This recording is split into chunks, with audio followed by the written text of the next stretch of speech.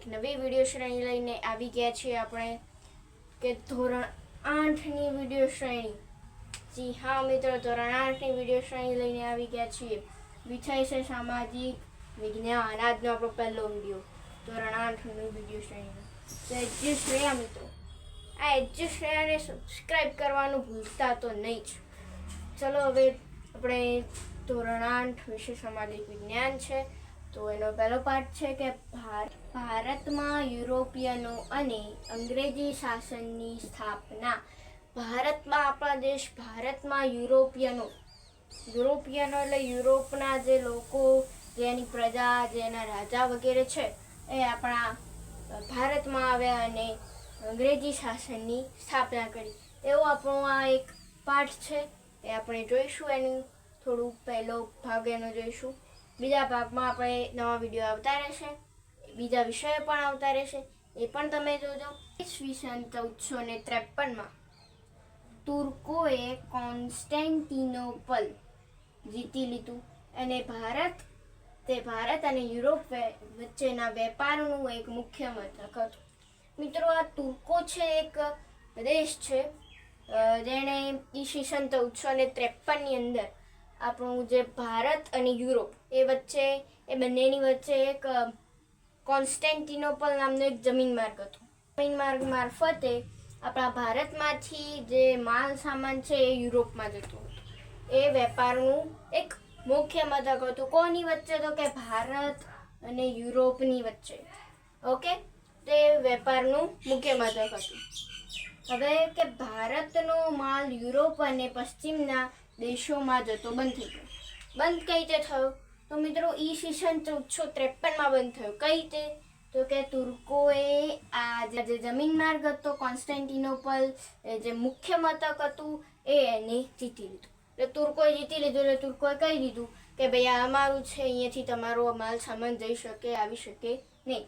એટલે ભારતનો માલ યુરોપ અને પશ્ચિમના દેશોમાં જતો બંધ થઈ ગયો. શેના કારણે? તુર્કોના કારણે. કારણ કે એને કોન્સ્ટેન્ટિનોપલ જીતી લીધું. ક્યારે? તો કે ઈસવીસન 1453. મિત્રો, આ બંને આવડી ગયું. ઓકે, હવે આપણે જઈએ ત્રીજા મુદ્દા ઉપર. તો કે ભારતમાંથી સુતરાઉ કાપડ, રેશમી કાપડ, મરી મસાલા, તેજાના ગળી, સુરોખાર, ઇમારતી લાકડા, અફીણ વગેરેનો ખૂબ પ્રમાણમાં યુરોપમાં નિકાસ થતો. મિત્રો, ભારતમાંથી કઈ વસ્તુઓ આપણે યુરોપમાં મોકલતા કે પશ્ચિમના દેશોમાં મોકલતા? તો એ વસ્તુઓ અહીંયા આપેલી છે કે સુતરાઉ કાપડ આપણે મોકલતા, પછી રેશમી કાપડ એ પણ મોકલતા, મરી મસાલા પણ એ લોકો લેતા, પછી તેજાના ગળી, સુરોખાર, ઇમારતી લાકડા, અફીણ, આ બધાનો ખૂબ મોટા પ્રમાણમાં યુરોપમાં નિકાસ થતો હતો. તો ફરીથી એકવાર જોઈ લે કઈ વસ્તુ હતી.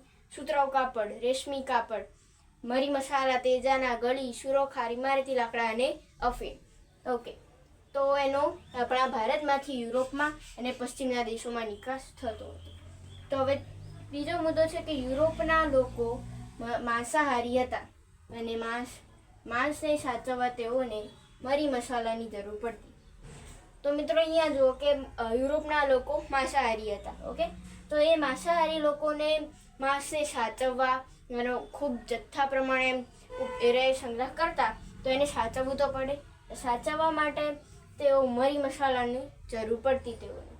પછી જે ભારતમાંથી આવતા નહોતા આવતા, હવે આ બંધ થઈ ગયું 1453માં.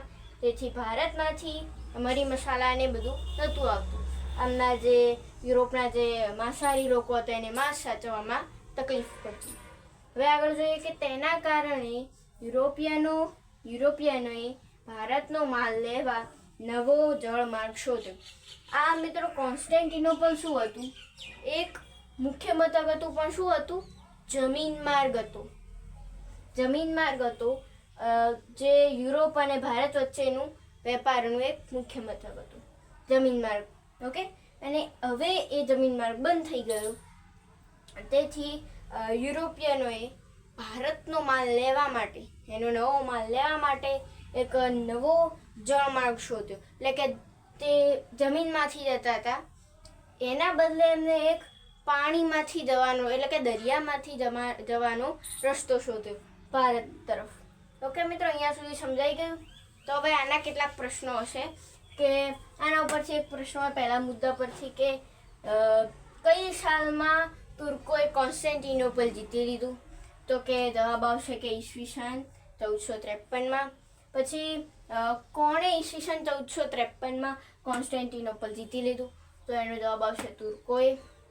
એના પછી એક ત્રીજો પ્રશ્ન બને કે ઈસવીસન 1453માં તુર્કોએ શું જીતી લીધું? કે કોન્સ્ટેન્ટિનોપલ.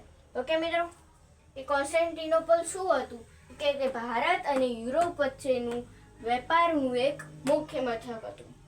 આટલા પ્રશ્નો બન્યા પહેલા મુદ્દા ઉપરથી. પછી બીજા મુદ્દો છે કે ભારતનો માલ યુરોપ અને પશ્ચિમના દેશોમાં જતો બંધ થઈ ગયો. શા માટે? તો એનો જવાબ આવશે કે ઈસવીસન 1453માં તુર્કોએ કોન્સ્ટેન્ટિનોપલ જીતી લીધું. આપણો ભારતનો માલ તુર્કોએ યુરોપમાં જતો બંધ કરાવી દીધો અને પશ્ચિમના દેશોમાં પણ તે માલ પહોંચી ના શક્યો એટલા માટે. ઓકે, પછી ત્રીજા મુદ્દો એમ છે કે ભારતમાંથી શું વસ્તુ યુરોપમાં જતું, મતલબ યુરોપમાં નિકાસ થતો તેનો? તો એનો જવાબ આવશે કે સુતરાઉ કાપડ, રેશમી કાપડ, મરી મસાલા, તેજાના, ગળી, સુરોખાર, ઇમારતી લાકડા અને અફીણ એ વગેરેનો ખૂબ પ્રમાણમાં યુરોપમાં નિકાસ થતો. પછી યુરોપના લોકોને માંસ સાચવવા શેની જરૂર પડતી? તો કે મરી મસાલાની. ઓકે, પછી આ મુદ્દા ઉપર એમ બની શકે કે શા કારણે યુરોપિયનોને નવો જળમાર્ગ શોધવો પડ્યો? તો એ તો આવી ગયું ને આગળ એક જવાબમાં. તો ચલો, એ આવી ગયું છતાં પણ હું તમને આ પ્રશ્નનો જવાબ કોમેન્ટમાં તમે લખજો કે શેના કારણે યુરોપિયનોને ભારતનો માલ લેવા માટે નવો જળમાર્ગ શોધવો પડ્યો? એનો જવાબ તમે કોમેન્ટ બોક્સમાં લખજો. તો મિત્રો, આ વિડીયો તમને કેવો લાગ્યો? જો મિત્રો આ પહેલા પાઠનો ભાગ 1 તમને ગમ્યો હોય તો આ વિડીયોને લાઈક કરજો, એજ્યુશ્રેયા ચેનલને સબસ્ક્રાઈબ કરજો અને આ વિડીયોને તમારી સાથે ભણતા મિત્રો, ધોરણ 8માં ભણતા મિત્રોને શેર કરજો.